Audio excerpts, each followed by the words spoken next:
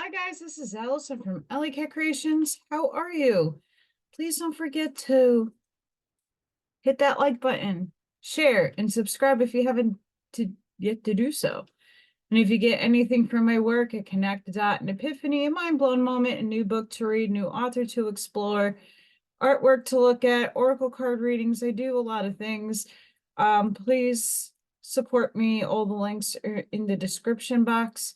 And if you want to check out my artwork, I make epoxy resin creations. I make pyramids. This is a small one, by the way. Valentine's Day, birthday celebrations. You put a picture in here, or you can Cricut your initials, whatever you would like. I put flowers in molds. I even make keychains. So if you guys are interested in any of the stuff, I also make sculptural paintings. I customize a lot of stuff. Please hit me up. AlylatKreations211.com is my website. You can't buy anything off of there, but you can gander and you can email me if you're interested in anything, and I will send you what I have available. Hi. I had a very frustrating day. Very frustrating. The last 2 days, the internet company kept telling me that they're going to do something to my line that I won't have internet for a few hours. Okay, so yesterday I had a little mini, like downtime. Then they couldn't finish the work because of the weather. It is really cold outside and it was snowy, so I get it. And then they sent me something today. Half the day I didn't have internet. Really couldn't do much of any of my work. It's cold. I get it.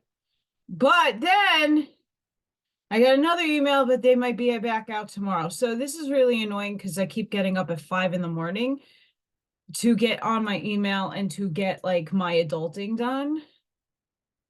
Because I don't like to use my phone for everything. And holy crap, it's so frustrating. So frustrating. Hang on. I'm still fighting freezing pipes. I have my heaters going. I have thankfully got a nice one over here that's keeping me nice and warm. Not to say that my house isn't warm. I have radiant heat, but I have a lot of gaps in my windows, and their windows, some of the windows were replaced and other windows were not. And what a disaster. Anywho, I did a book review on Transylvanian Sunrise. Well, I just finished Moonrise. It took me a long time because of my life and things going on. I got to tackle this here and there, but I finally got to finish this. And it's fan-effing-tastic.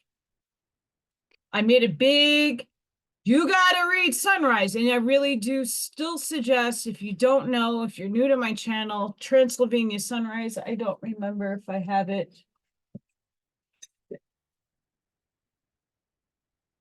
No, I have the extended books over here. I have so many freaking books. I don't recall. Where did I put that one?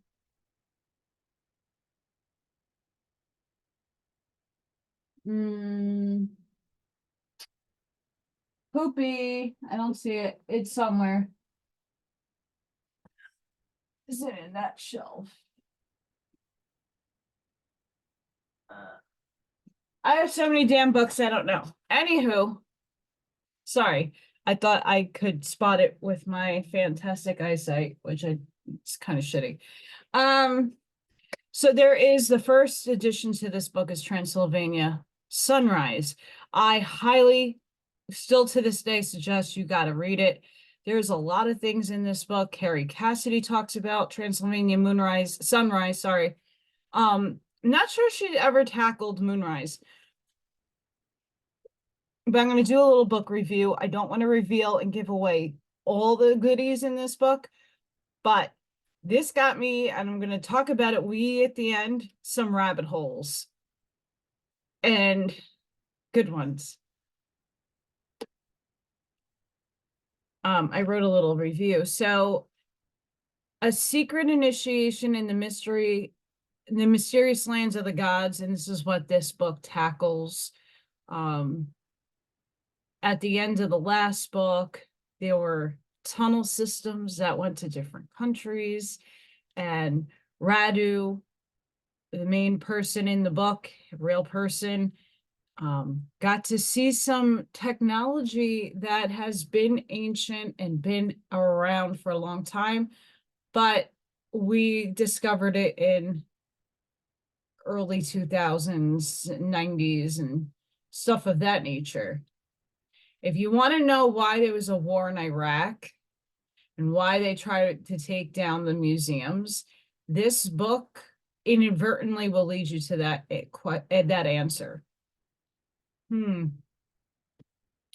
But this one took a big left field for me, because I thought it was Radu going now and discovering more about what was happening in Romania. But this whole book is his spiritual awakening and journey, which is effing incredible. Because let's face it, we all have a journey, we all have a mission, we all came here to do something.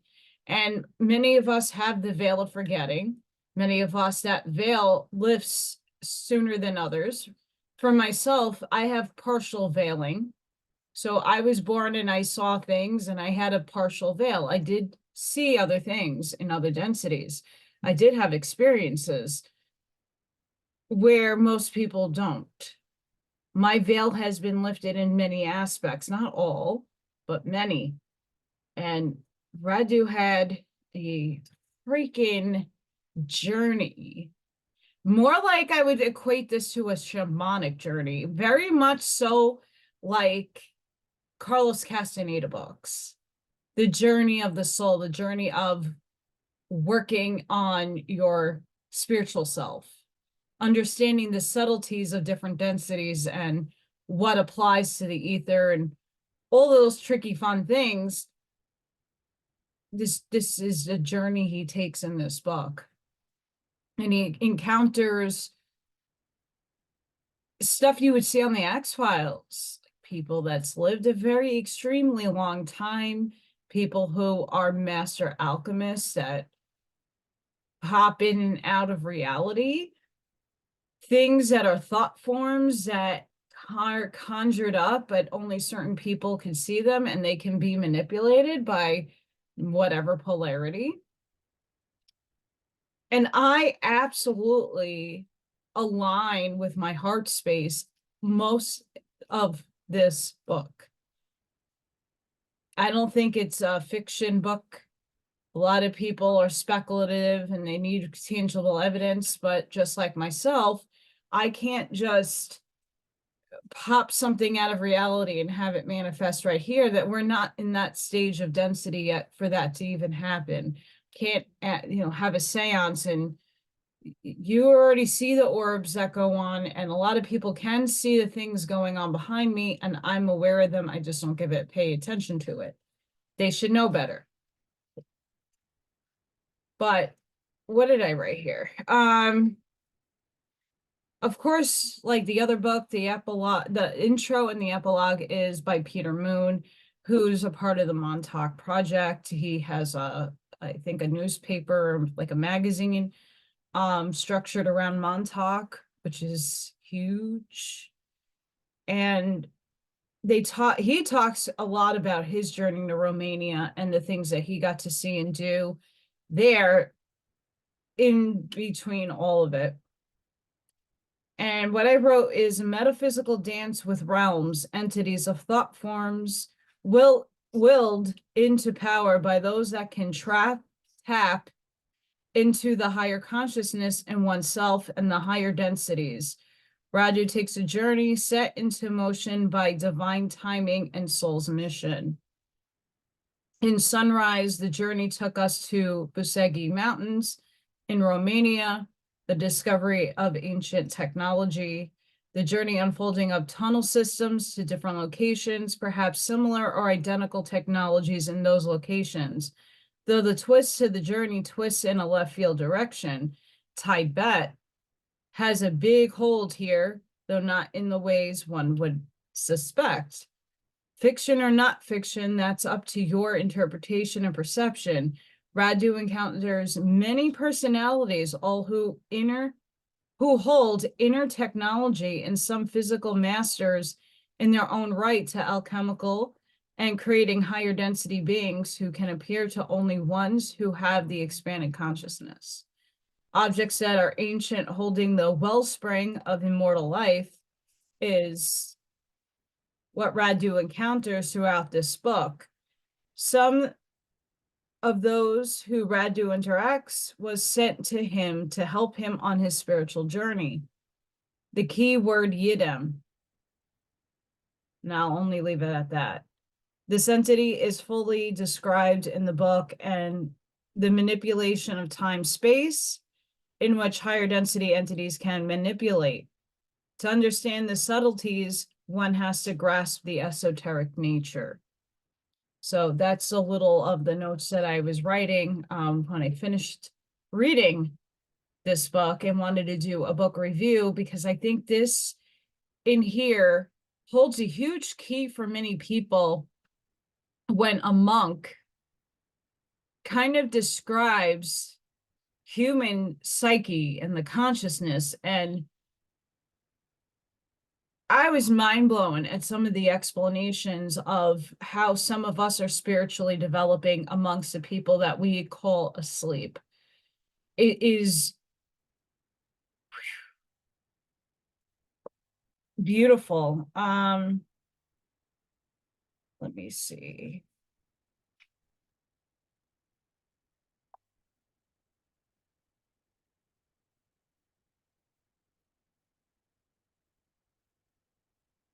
So I'm just going to quote some things that I pictured out. I hope that Peter Moon is okay and Radu or Cinamar are okay with me doing this. It's just some quotes. I promise I want people to buy your books. The quote, the angelic entities, deities, and all those helping the spiritualization of the planet act due to their own beliefs and altruistic impulses. But their help could be much more substantial if man would invoke it and ask for it in a sentient way. End quote. That's Radu Cinamar. Quote, this would be a big step forward, as it would mean that they are awakening out of their numbness and realizing that the decadence that humanity is in. End quote. Quote, these manifestations are so alive and powerful, they sometimes are ingrained in the consciousness of the one living it in the dream state, even better than the events he's going through during the time he spends awake in the physical world. I was very intrigued by those statements.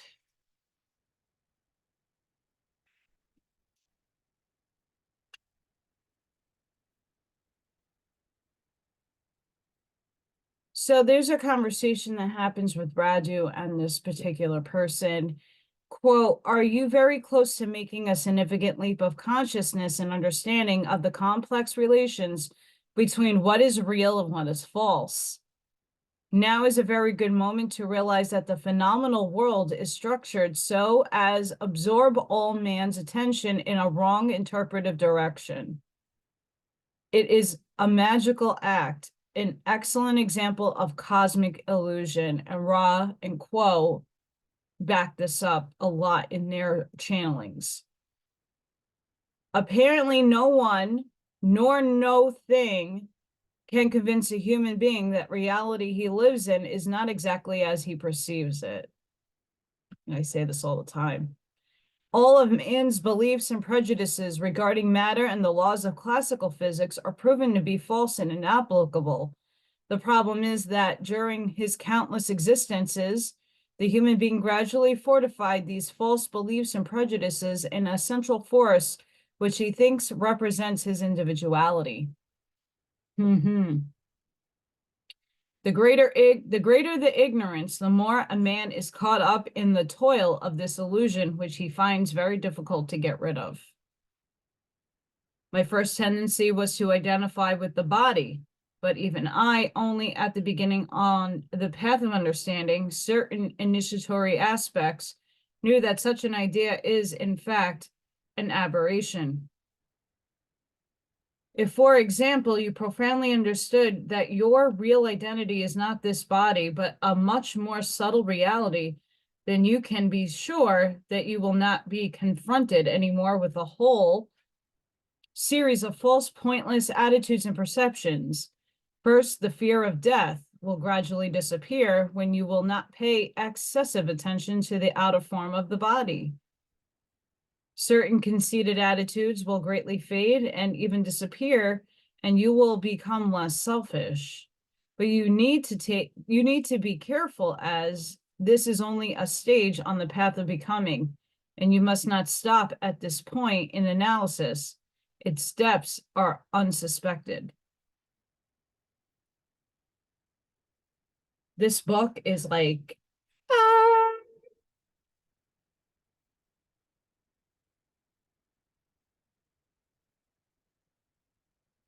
it's really sad because there's like really other good things in here that like just quotes and just like thinkings and thoughts. Holy crap. But this really goes into a lot of perception and a lot of explaining these subtle realities, and how for many lifetimes some of the people that appear in this book have worked endlessly, lifetimes, to gain and achieve what they are able to have in manifestation now. It's really like Carlos Castaneda taking you on a journey. This is very much a very similar book, but I do believe this took actual place, where a lot of Carlos Castaneda is, yeah, I think a lot of that also took place, but it reads more of a fiction story than it does nonfiction. And I love Carlos Castaneda. Let's just put all those Carlos Castaneda books are right there. But he meets a lot of characters, and they all interpede in his journey. He takes a journey, and it's a physical one. And he's taken to Tibet. And if anybody has read the Bhagavad Gita, the Ramayana, he meets a being who sounds like the beings that were in the old Vedic texts. And for me, I have to reread all those texts, the Upanishads, all of that. I can barely make it through Blavatsky's work. I've read them, but I wasn't fully in comprehension because of all my learning issues that I'm trying to solve on my own. But I really particularly coined the Norse with the Indian Vedic. They have different types of gods, and they're all different colors, right? You have the blue in Indian, and you have the Palladian white in the Norse mythology. But I feel their stories, the way they're told, are culturally different, but there is so many similarities. It's uncanny if you can compare both of those cultures in the way they are dictated in books. The sagas and the Eddas, the way they're beginning stories, the tree of life, the realms of Midgard, and it's very much the same, like the Kali Yuga cycle. It is like spot on. So there's something to that, for sure. There's a lot to it. And Radu gets to meet one of these entities, and he has a profound awakening. This being comes to him and touches him, and like, boom, his mission on this planet is humongous. It's why he was allowed to go to the tunnels. It was why he kept bumping into the right people, because his mission brought all of this together. And a lot of these people were waiting for him to get in divine timing to start his mission. And he's taking this journey. And I have yet to read the other, there's a lot more books in the series of where they go in the tunnel systems and everything. But I think the journey in the first book is incredible. And this one's more on the spiritual. And I have said it in many of my other videos, even though I'm doing a book review. If you take the scientific quantum mechanics, quantum entanglement, and you add in spirituality to it, it's one and the same. You're just adding numbers to what I coherently can see and feel and understand. You're adding the concepts. You know, breaking the cord to something is really breaking the entanglement to something. The Norse Norns weave the web of fate. Okay, that's entanglement. You're entangled to your higher self. They are giving you the mathematics to it, and we're just telling you, yeah, we know there's cords that connect us to our higher selves, to source, prime creator, and to other entities. So there is a lot in this book. It did take me a little bit longer to read, but it's worth it. Like, I couldn't put it down, but unfortunately life happens and you have to. So he meets a goddess. And, you know, a lot of time passes in between, like when there's meetings of different people, and when the journey is over, there's tests and trials that have been given. It's an initiative. It's just like what we all go through. We have tests and challenges we have to pass in order to get the gold star, to get our mission revealed to us, to get a aha moment, to gain the clarity that we all need. All of us go on different journeys. We have different things that happen, catalysts, people, places, and things. And it's in this book in a very clear way what he had to traverse to get this information, to be getting a front row seat to a freaking goddess energy.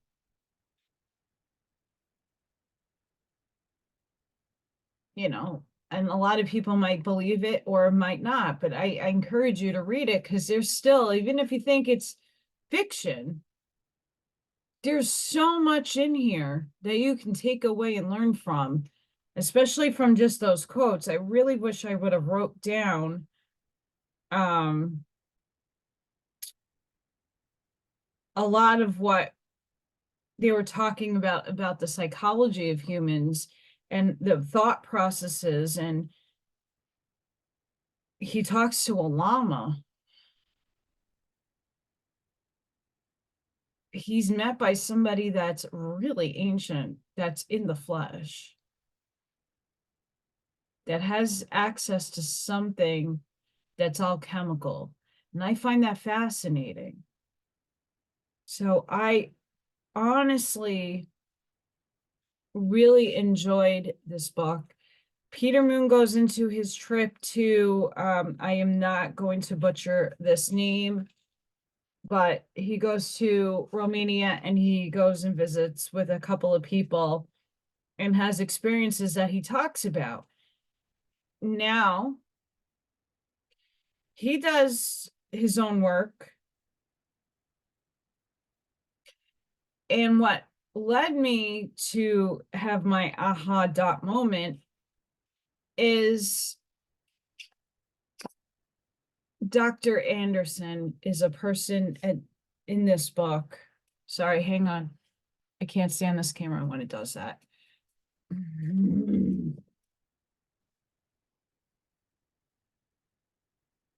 See, it like focuses in on me and I don't like it. Stupid camera, stop. I bullshit.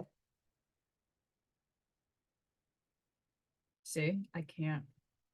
I'm gonna pause, guys. Hang on. I think I fixed it. I can't. Sorry. He talks about this Dr. Anderson. He has an Anderson Institute of Time Travel. Now we know what happened in Montauk, and if you have no idea, go back to James Ring, Super Soldier Talk. He goes into depth. There is the Journey to Truth channel. They talk about Montauk a lot in that also, with people having their experiences. But you can look it up on Scribes. You can look in Google, I think Google, DuckDuckGo. You can go to other offshoot places to find out what happened at Montauk, Long Island. Now, there's a lot of time traveling experiments done there. Philadelphia experiment, or whatever the ship that they claim it was. I don't know. History's skewed big time. But whatever you think happened, he's working on material about time travel. And he has a machine that he claims he has and built, and has done remarkable things with that machine. Now he works on, this is what might connect the dot to other events in life. I have to still continuously dig into this, but I don't mind sharing. Closed time curve. Time looping back on itself. Future proofs past. It's time control. It's not time travel. It's time control. If in 2012, they slowed time down to this universe, to this encoding matrix, whatever you see this world is, if they slowed it down right before the Bose-Einstein went off to annihilate us or to throw us in a black hole, and we were taken into another time-space continuum in a fail-safe, which Ashiana Dean talks about the fail-safe, it makes sense why we feel time has sped effing up, why the days are just melting into each other, right? Like, I don't work a job. So you would expect that I would feel that my days go so much slower because I mean, I'm doing a lot, but you know, when you're in one spot, you don't feel time the same as somebody that's on a schedule. I mean, I keep a schedule, try to at least, but I structure my day, but it's not like having a job and going to work and having the grueling match of life, right? I'm going to go back into that very shortly. I have no choice.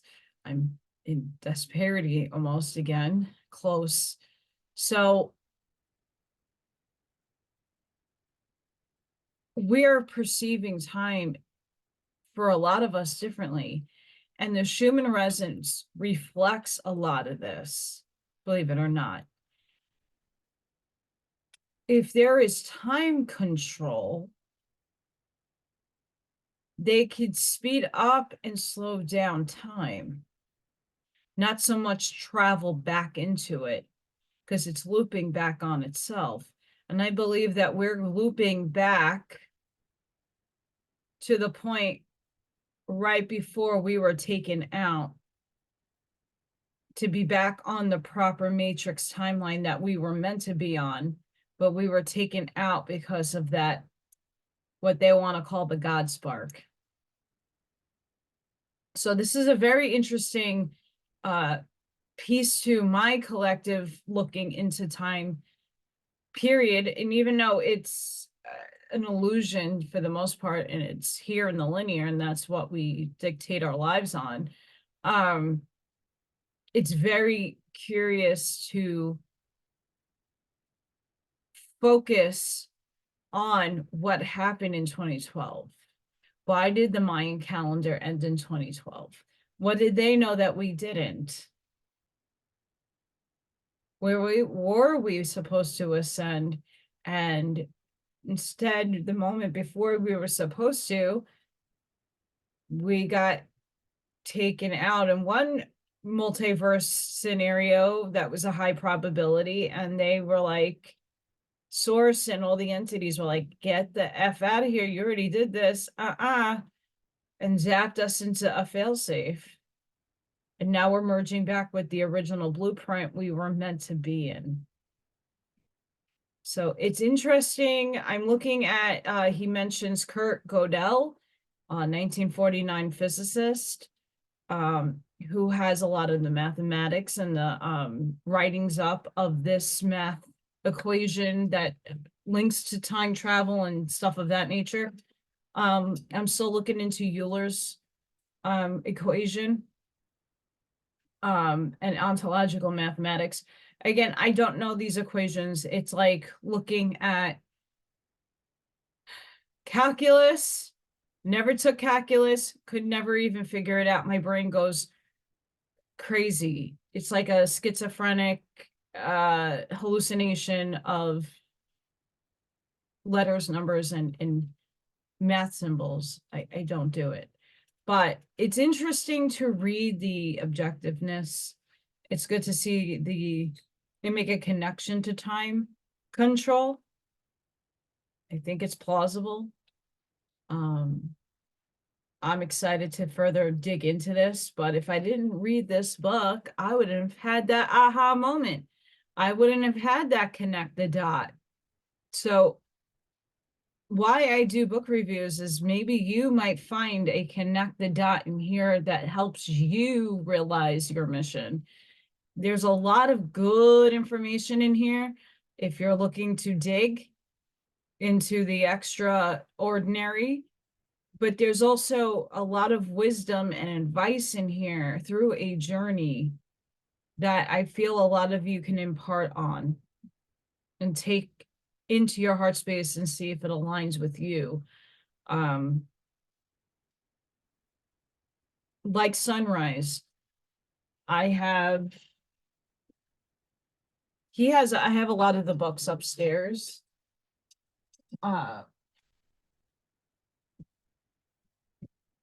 The Etheric Crystal. Oh, and this is, okay, so I only have this one down here. So this is the third tunnel. So there is other books that are written about each tunnel. I'm going to tackle these, but I'm reading some crazy book right now. I have to put a pause on this series. It's doing it again.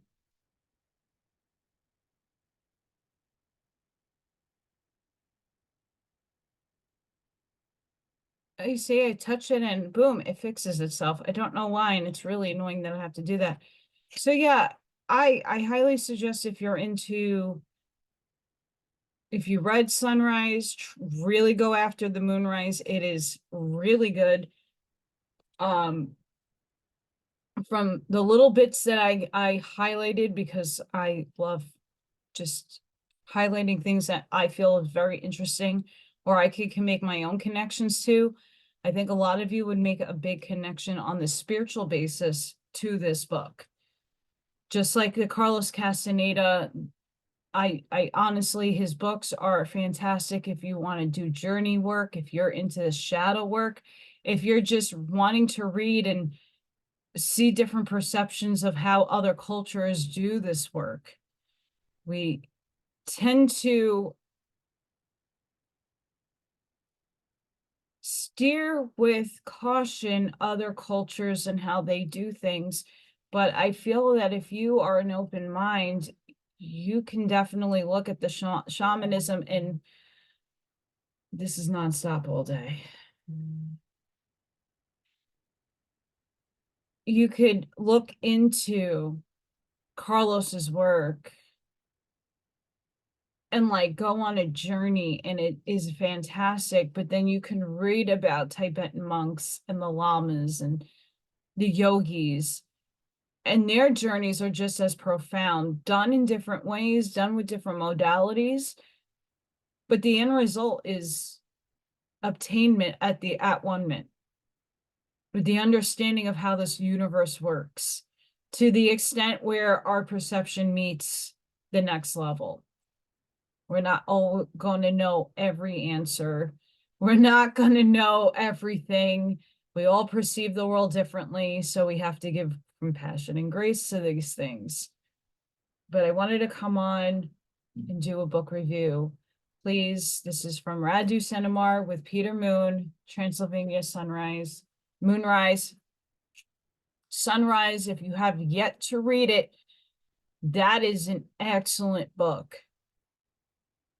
He also goes on a journey there. It isn't as spiritual, but he does get at the end, toward the end, there's a lot of spiritual nuances that are there for him to pick up on, and it's just expanded more in the Moonrise.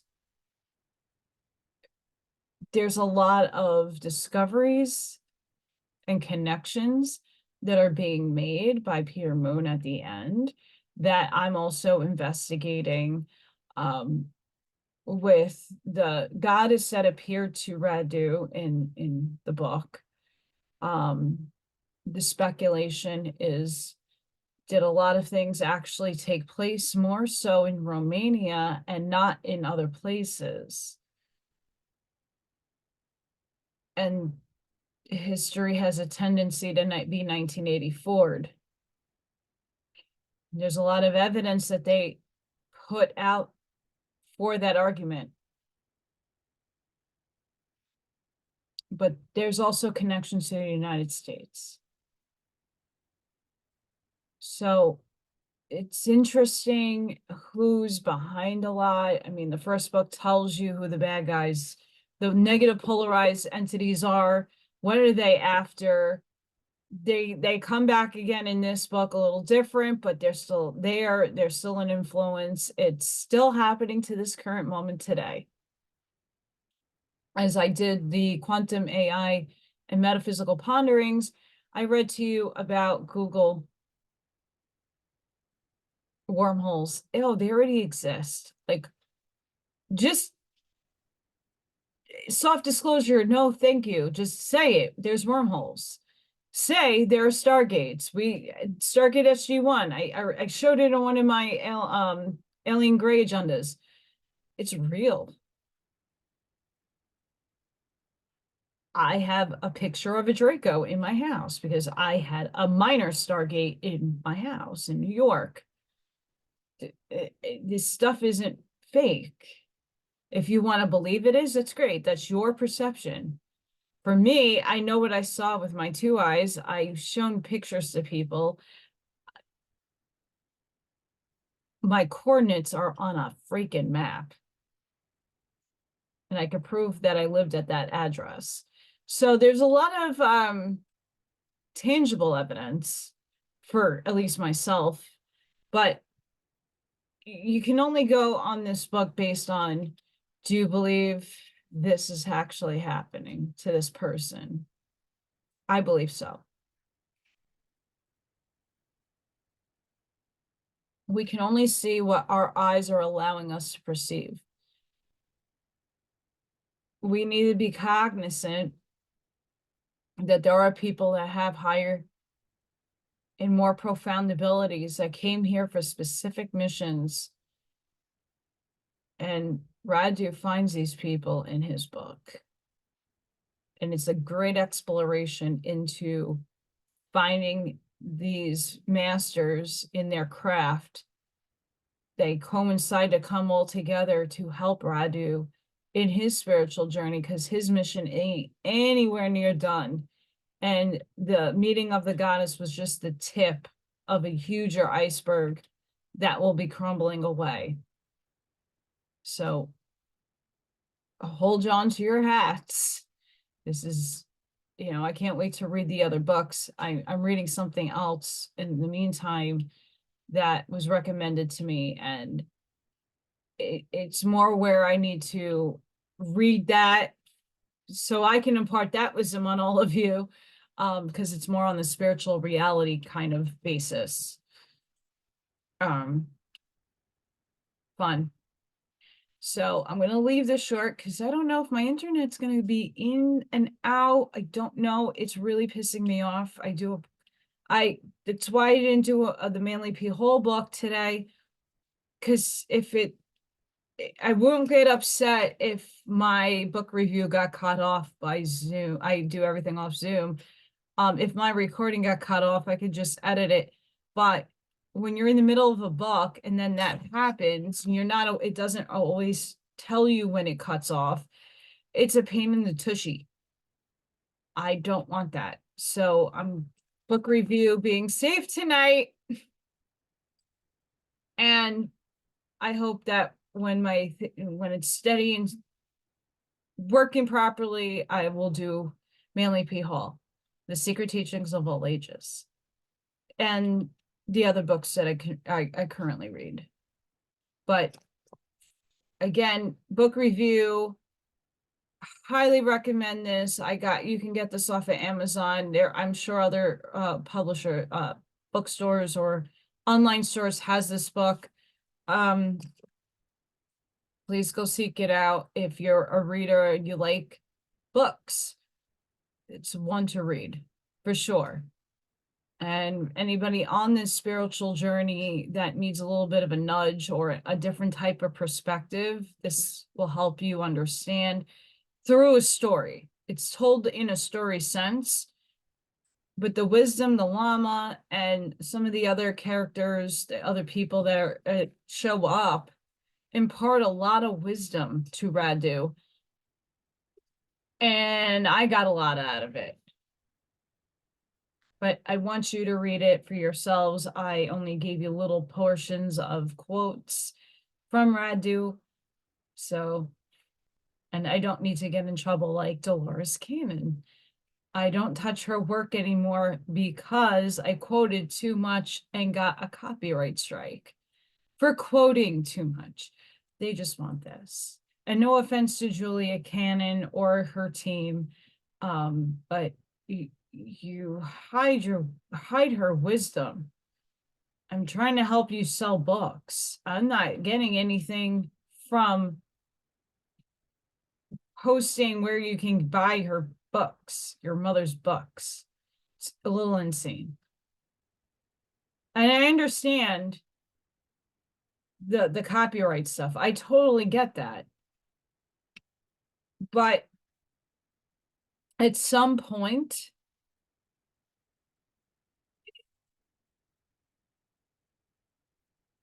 it's not like I'm doing an audiobook. And I wouldn't do that. And I give my insights. So, book review. Don't want to get yelled at or in trouble. I want you guys to read. If you have the fundage, I'm going to go back through some of this to get some quotes, but I really, really highly recommend this. And I'll do, when I get up to this book and some of the other books, I will definitely do some reviews on those. I think they're really important, especially, sorry, in this right time now. I'm going to put that out here because not everybody listens to all my videos.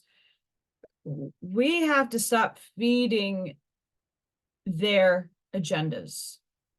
So when we focus on it a lot, we manifest it for them.